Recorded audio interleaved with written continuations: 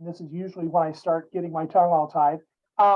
Tonight's real world parenting topic is the name of the presentation is How to Help Your Kids Deal with Bullying. And our presenter is Kyra Wrona.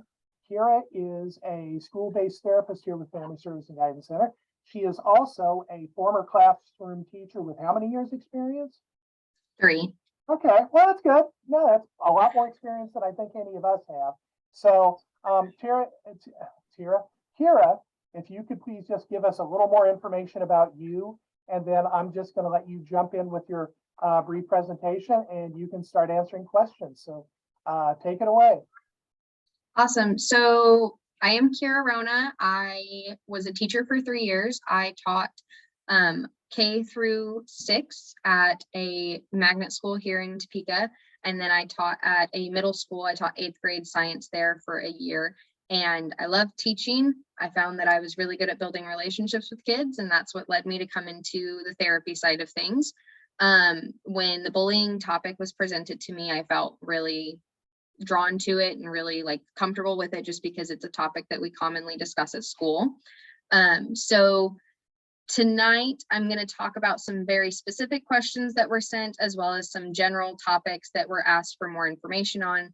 And then if you have questions, I'm also comfortable with people emailing me at my work email, which is krona@fsgctopeka.com.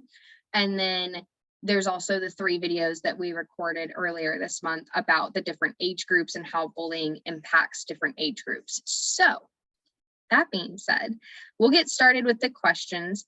A lot of the questions had really great perspectives and different points to them. And I'm going to kind of group some of them just because there's a couple that were really similar, which just means that there's a need to talk about it. So that's really awesome that we have some commonality here. One of the first ones was, what kinds of activities or books are good to help preschoolers? And I'm going to show something that I think is a good resource for any age group parent to have, but it is one that I recommend for the younger age group, especially just because their attention span is a little bit shorter. They typically need visuals, they need hands-on, things like that. And so one of the topics that I mentioned in the first video was utilizing our public resources, such as the Topeka Public Library. So I'm going to share my screen here. And this is their website. And if you go to Topeka Public Library, you don't have to have an account or anything, but you can go to their search bar and type in bullying. And they have some really wonderful resources that you can check out, or even just go borrow and then leave. And they go over a lot of different types of bullying, as well as different age groups. And so your kid may be a really big dinosaur kid, or maybe a kid that really likes Arthur. And so there's just a lot of really awesome resources at the library for things like that. If your kid especially needs to have a visual, have pictures, have the animated voices and everything that's really fun that goes along with reading to kids. And so I'm just scrolling through. This is just their first page of some options that they have. And I'm going to stop sharing here. And so resources such as the public library are really wonderful. You also might have teachers at your school that have books, or the school libraries that your children attend school at might have books on the topic. And so whatever's most accessible to you is going to be beneficial for your family. These books are going to be helpful with that. The second thing that came up pretty often in the questions that we were sent were how to help your child if they are the one acting as the bully. I will admit I'm not a parent, so I have a different perspective than what I think most parents do. But the one thing that I do truly believe is that parents know their kids best. And when you know your kid, you know when something's off, whether that's they're feeling down because they're the one being bullied, or if you can tell that your kids' behaviors are changing, maybe their attitude's up a little bit, maybe they're being unkind in front of you, or they are excluding a person that they used to spend a lot of time with. Things like that can indicate that your child might be acting as the bully, we don't want to necessarily accuse or say that your kid is a bully, because that's not the only quality that they have. And so it's really important that it's recognized that it is a changeable behavior. They can learn to be more empathetic and kind, and they can prevent themselves from treating people in that negative manner. So some of the things that, sorry, one second, I'm waiting for something to load. So some of the things that we can do when we hear that a kid is acting as the bully is, first and foremost, is talking to your kid, being direct and saying, like, I'm noticing that you're doing this, and being really specific, because kids typically can't infer what you're meaning by, I just can tell that you're not being kind to someone. Well, they need that more specific. I can tell that you are calling this person names, or I can tell that you are excluding this person. Letting them know your expectations of them when they are around someone that they may not really like or get along with, and how to show respect, even if you're not being friendly or being like a good friend to that person. We don't have to encourage everyone to get along and be besties, but we do want kids to show respect to each other and not be the one who acts as the bully. So letting them know what you expect, and then making sure that this is carried out through all environments. So sports, home, school, outside elective activities, things like that. And then making sure that we are also showing a good example. So if we get into confrontation with another adult, and how that treatment looks, how those conversations look, typically is also a really important way that kids learn, is through watching what's being modeled for them. The secondary part of that is, if you are a household that does consequences, setting and making consequences very clear and very like simple for your kid to understand. That is a personal family choice. And how those consequences affect your kid is going to be determined, like I said, you guys know your kids better than anyone. You know if your kid is someone who does well with positive reinforcement, or does well with taking things away, required apology, things like that. So looking at what those consequences might look like could be beneficial for your family. And then finally is kind of just keeping an open mind and teaching that more empathetic and more compassionate line of communication to your kid, making sure that you're asking them questions and listening to them about how they feel, and taking time to kind of understand why they are acting the way that they are. So that's that topic. I saw a chat pop up. Sorry, my computer's taking a second. And so those are some of the options if your child is the one that's kind of acting as the bully. Those are the things that when we are working with kids that we are even using or utilizing. So not necessarily consequences. Like I said, that's a family personal choice. But like I use resources such as books. I talk with kids and I model for kids how when they talk to me versus how they talk to peers, things like that. And that's one of the things that kids are going to see and hopefully kind of pick up and make their own habits with. So let's see. Other questions involved. The next most popular one had to do with bullying and how it associates with autism. And so when we look at kiddos that are experiencing autism spectrum disorder symptoms, we notice that they are pretty vulnerable to bullying, because they're typically not going to be able to express or stand up for themselves as easily, whether it's through anxiety or through verbal control or things like that. And so when we look at how we can help those kids avoid being bullied, or how to prevent that, definitely involving your school if that's the location that bullying is happening. your school typically knows about your kids' needs and how you expect things to happen when your kid is being bullied. Excuse me.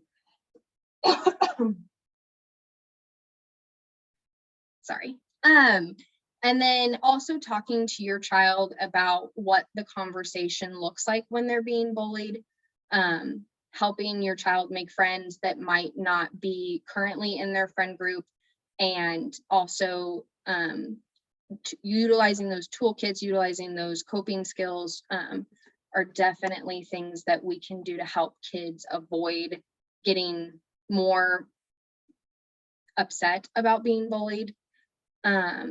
Sorry, I'm reading some things here to make sure I'm being accurate. Another thing is to help prevent bullying is talking to your kid about what bullying is. A lot of kiddos, when they're developing their social skills, may think that someone talking to them a certain way that isn't very kind is just how that person talks to them. Whereas when an adult steps in, they recognize that as this person is bullying this kid. So talking to them about what appropriate and respectful communication looks like, and also talking to them about going to the adults that are safe for them when that happens, like if they are being bullied or if there is any inappropriate communication happening. Not letting your kid lose things like valuables, so those stay at home, those don't go to the school, or giving them to a teacher or another trusted adult to make sure that they stay safe. And then maybe asking your teacher asking your child's teacher if there is a kiddo in that class that is really well known for being kind to everyone and kind of having that ability to change the way that others talk and act in class, and asking if there could be some sort of buddy system or if there's any kind of program that they already have built in at the school. And so that was a common question. And one of the things is that we do recognize that kids who are experiencing, who are experiencing autism spectrum disorder symptoms is that they might become overwhelmed or overstimulated with these issues, and making sure that we're giving them time to share and listen to them, as well as giving them an opportunity to express how they feel in a safe environment, and then helping them cope with those feelings. So those are some of those things that we work on as well with kiddos at Family Service and Guidance Center. And then let me make sure I have the next question right. Hey, Kyra. Yes. I'm just kind of wondering, and I sent out a note. Well, we've got a couple of folks. I was just curious how old kids, most of the folks' kids are. Heard back from two folks. They're talking about kids that are 7. One of them is 7. That'll be 8 next month. So I just thought that might be kind of helpful as we get into it. As we move forward, that's kind of that's the kids age group we're working with. Sure. Sounds good. So one of the things about kids that age is that, and this is kind of generalized to most kids of any age, but specifically when they start getting into that play age, so from that 5 to 9-year-old age, like they're playing when they're younger, but they typically are watching things and learning things from us. And so modeling is the biggest number one thing. So showing your kids and talking with your kids and practicing with your kids different ways to have conversations with people, different ways to express themselves, as well as you modeling in your day-to-day lives and the other adults that they spend their time with modeling in their day-to-day lives how to communicate respectfully, how to handle situations appropriately.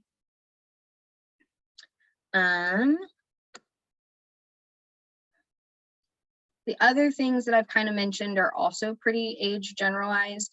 I do have some questions about middle school bullying. Typically, middle school is where we start to see the electronics, the more cyberbullying stuff come into play. there are different apps and different resources for monitoring your kids' time online, seeing and being able to give them respect for their space and their device, but also recognizing that if something's wrong, there needs to be open lines of communication, allowing kids to bring that stuff to you, or having the expectation that you can look at that and make sure that things are still being safe, people are still being respectful. I know that can be difficult with all the different devices that kids can have nowadays, especially with school having a lot of access on Chromebooks. And that means that we as adults in their lives also have to be willing to listen and being willing to monitor things like that as well. Sorry, I'm making sure that I have the next thing pulled up here. Middle school bullying is also a little bit different. And I know, I'm sorry, you guys are not necessarily with middle schoolers yet, but I want to make sure I cover all the questions in case anyone comes on later. Middle school bullying is also where we start to see less of the modeling and less of the kind of visual book learning happen, and where we start to see more of the having those more sit down, full attention conversations working. So giving the kid who is either experiencing the bullying or is acting as the bully time to express themselves, and waiting to have that problem solving session until after they've let their feelings out. As adults, we are really good at problem solving, and sometimes that's not what our kiddos need. Sometimes they need time to have, sometimes they just need to have time to cry, have time to express themselves, and just be heard. So giving them that 100% paying attention time, and then once they've gotten that off their chest, moving into the next step of problem solving with them. And then one of the questions that is kind of stuck out to me, and I want to make sure that I cover it, is how to help a child that's being bullied by an adult. And unfortunately, this isn't an impossible or uncommon thing, but obviously it's something that is not fun for anyone involved in the situation. So when we look at what to do if an adult is bullying your child, is first and foremost communicating with your child what counts for bullying as an adult, because there is a difference between having expectations and limitations to what is allowed in that environment, whether it's sports, school, other such, and bullying. And so things like physically or emotionally intimidating a child, obviously anything that involves physical contact is not okay, or trying to make a child feel small or scared, those are considered bullying, even if they're coming from an adult and they're not appropriate or respectful.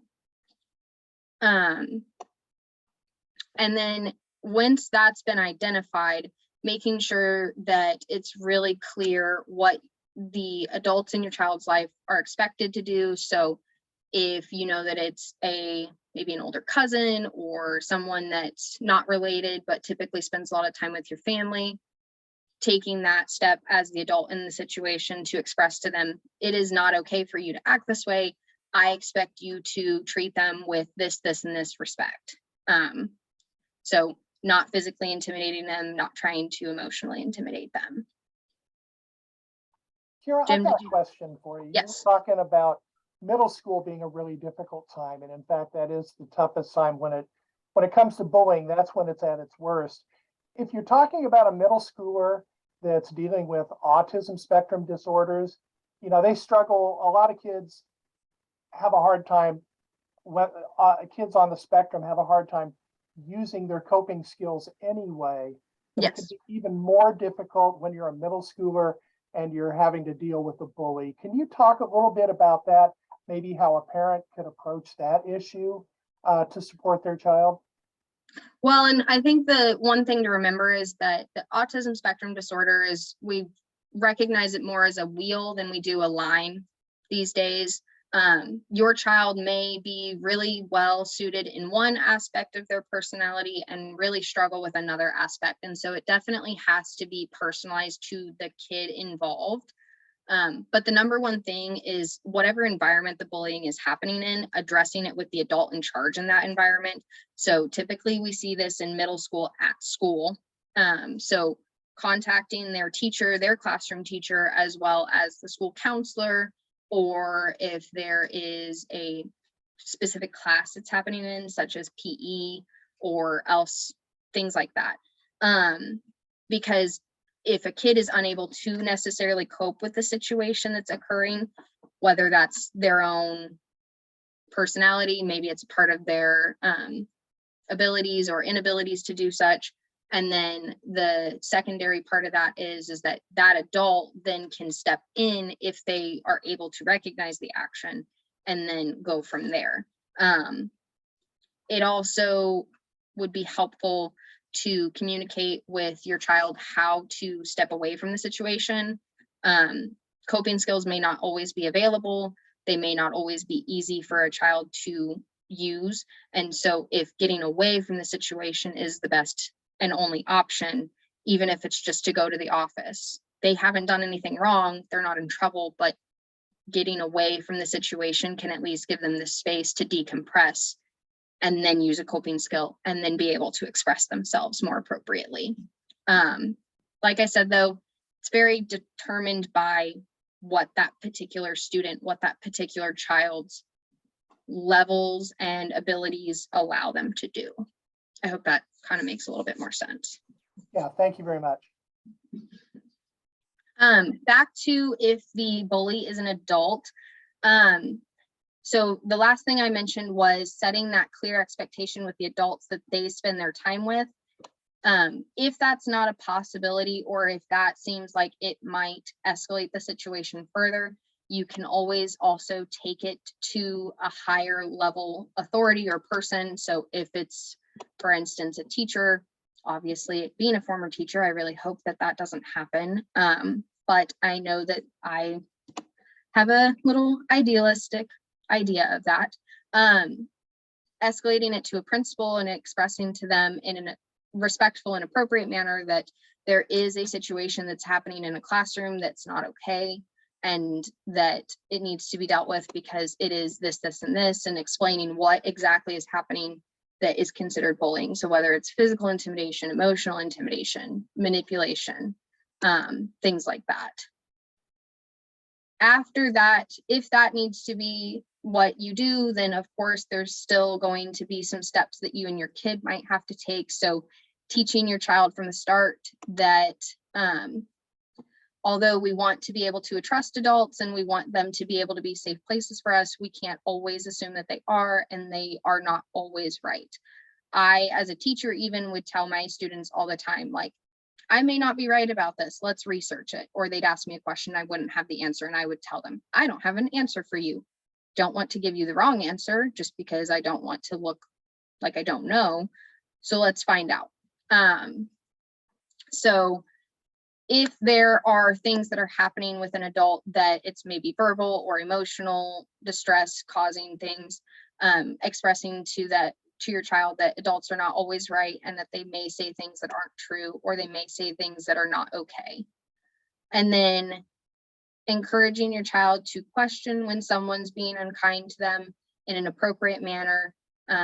If it's not safe, we don't want them to put themselves in a more unsafe situation, but being able to go to the next trusted adult, whether that's a school counselor or a principal, is definitely going to help them get out of that situation quicker. And then that kind of leads into what the instructions need to be. So again, if this is happening at school, instruction might be ask for a pass to go see the counselor, go to the counselor's office and tell them what's happening. Ask for a pass to go to the office, go to the office and tell them what's happening. If this is happening at a sporting event or at your child's church camp or whatever it is that people are taking their kids to, expressing to them who is a trusted adult. Maybe you have a friend that's working there, or you're there and you're just down the hall, or things like that. and asking them to make sure that they go and speak to or go and find one of their people that you and this child have established is a safe and good person for them to talk to. Last but not least, sorry, I'm just making sure I got all the questions.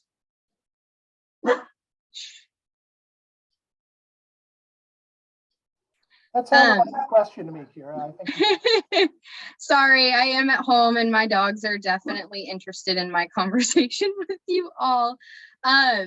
So the last two, like the last common one, and this is the one that we really want to make sure that we establish a good conversation on, because it is the one that is really impactful, is how to help support your kid when they are the one being bullied. The first and foremost thing that I discussed in all the 3 videos that we've put out this month already is making sure that you're giving that child time, like your time of listening. Sometimes getting it off their chest is all they need. Sometimes they need more guidance.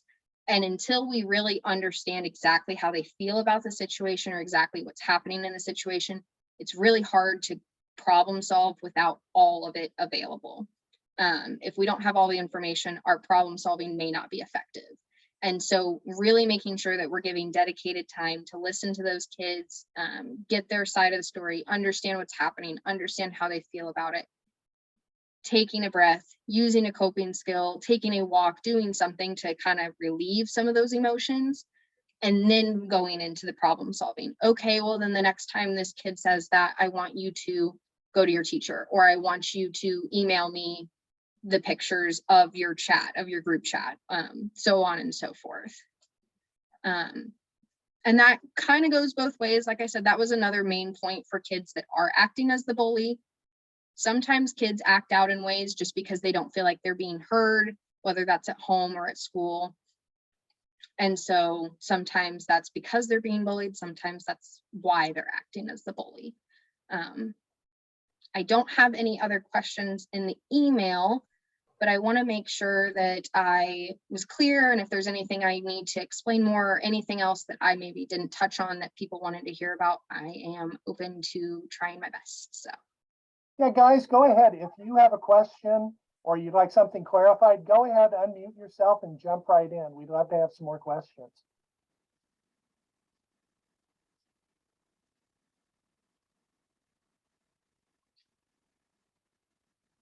You should have offered a prize. Maybe that's what. And I'm trying to think, what were some of the things that you encountered when you were a teacher? Kyra, can you talk about any, of course, without giving names, at any specific times when you were supportive of a kid who was being bullied, or anything you'd like to share? Because I think that classroom experience shouldn't be discounted. I think that is very valuable for someone who is a school-based clinician. I am going to say that this is unfortunate because it does really break my heart that this happened, but I was in a situation where I was told about another teacher bullying one of my students that I actually had a really good relationship with. This was in the middle school setting too, so it's in one of those more impressionable social development times. I wasn't aware of the situation until later on in the year, but when I was made aware of it, I reported it to the principal as soon as I got word, but only after spending about 15 minutes with this kid, just letting him fully express how frustrated and upset he was, because what had happened that I found out about it, so I'll give the more specific example, is he had a consequence in my class because he wasn't super respectful to a sub of mine. And that was my expectation, is if I have a sub, you respect that sub and you give them 10 times the effort, 10 times the respect that you give me, because I can handle it. I'm still coming back tomorrow to teach you and be with you guys.